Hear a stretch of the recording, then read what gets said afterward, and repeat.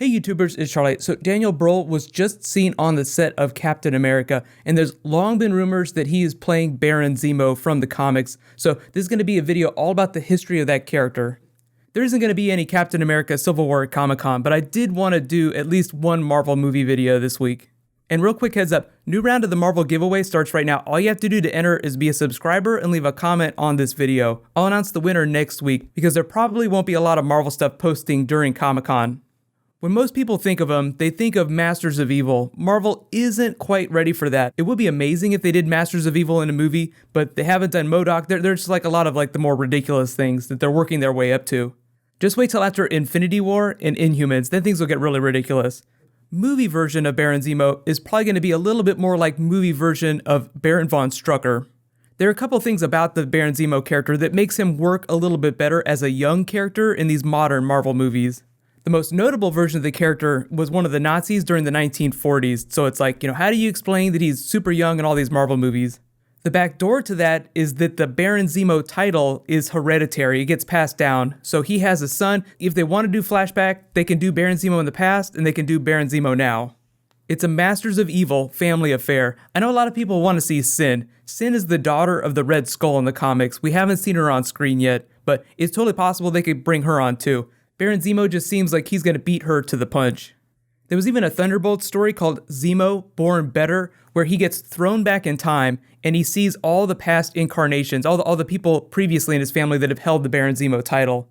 And speaking of time travel, the cool thing about Baron Zemo is that he involves some of the mysticism that we're starting to see in Phase 3, a la Doctor Strange and Black Panther.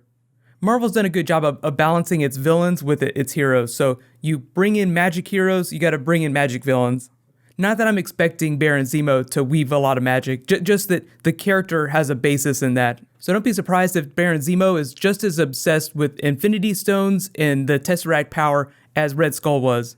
World domination, power, who cares which dimension it comes from? One of his defining traits, though, is the mask and the costume that he wears. Like, successive Baron Zemos, like the Sun, they still wear the costume when they take the title. But in the comics, the mask is kind of like a Doctor Doom situation, where Doctor Doom wears the mask to hide his horrible appearance, like it's been scarred by battles. They might end up changing that for the movie, just because women really like to look at Daniel Brühl, so they don't want to take that away. But they might scar him during the movie, like he might get the mask during the movie.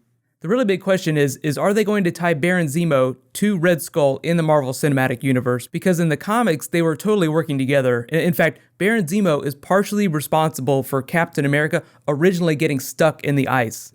The way it went down in the comics is that experimental aircraft at the end of the first Captain America movie that they take off in, that Captain America crashes, that was in Baron Zemo's stronghold in the comics. The movie made it seem like any old stronghold, but Marvel could totally insert the Baron Zemo of the movies into that movie. They could just call it his stronghold. They could tie him to that event, or say that he was part of the Red Skull's Tesseract experiments. If they really wanted to get logical with it, they could say that this version of Baron Zemo, the one that we see in the movie, is his son, like the son of the Baron Zemo that worked with Red Skull. Really the biggest recent story arc in the last 10 years or so was Baron Zemo taking the Masters of Evil and masquerading them as the Thunderbolts, trying to gain the world's trust. It was kind of like Norman Osborn's Dark Avengers, so you can see why they might not do that in the movie, because they kind of did that with Hydra, where they're like, we're going to take over the world and save it by controlling it. Like, that was what Winter Soldier was all about. If there's any character in the Marvel Cinematic Universe that they co-opt for a good purpose, it's going to be Loki during Infinity War. Just do the thing where the really bad guy turns good for a brief period before he double-crosses the heroes again. That's kind of like Baron Zemo in the comics during Thunderbolts. But story devices like that are just ways that Marvel has in the comics of making these villains a little more complex, a little more morally gray. So even if the movies really simplify the Baron Zemo character, just don't expect him to be like a mustache-twirling, wine-swirling villain. He will have a competing ideology for saving the world. Typically, villains like him tend to be lawful evil, so it's like they have a very specific plan, they have a code that they live by, but they're definitely against the heroes. But one of the biggest things that I do think that they might integrate into the movie in some way is that Baron Zemo in the comics is the person who outed Bucky as the Winter Soldier to the world. During Avengers Age of Ultron, Falcon said, "I've been working a missing persons case." He was talking about Winter Soldier, so they're going to pick that up in Civil War. Obviously, Cap is going to want to redeem Bucky, but a good way to undermine that would be to out all the terrible things that he has done to the world. Like, look at all these assassinations. He's responsible for killing Kennedy, like all these famous people all over the world. It's a really easy way for Baron Zemo to make the heroes seem just as evil as the villains. Really, the most fun thing about this is that Daniel Bruhl's now part of the Marvel Cinematic Universe. Like, we have Benedict Cumberbatch. Like, we're getting all these great actors. I would say, like, one of the biggest victories Marvel has had in the last 10 years is their casting. Hell, he even just did a movie with Thor. And actually, Daniel Bruhl was the far better actor in that movie. If you want to watch it, it's actually a pretty fun movie. It's Ron Howard. It's about car racing. But you can watch him in Inglourious Bastards. You can watch him in Rush. Like, Daniel Bruhl is amazing in most of the stuff that he does. It's hard to find a bad performance of his, which is why Marvel wanted him so bad. Let me know, though, what comic book stuff from Baron Zemo do you want to see in the movie? It can be, funny. It can be crazy.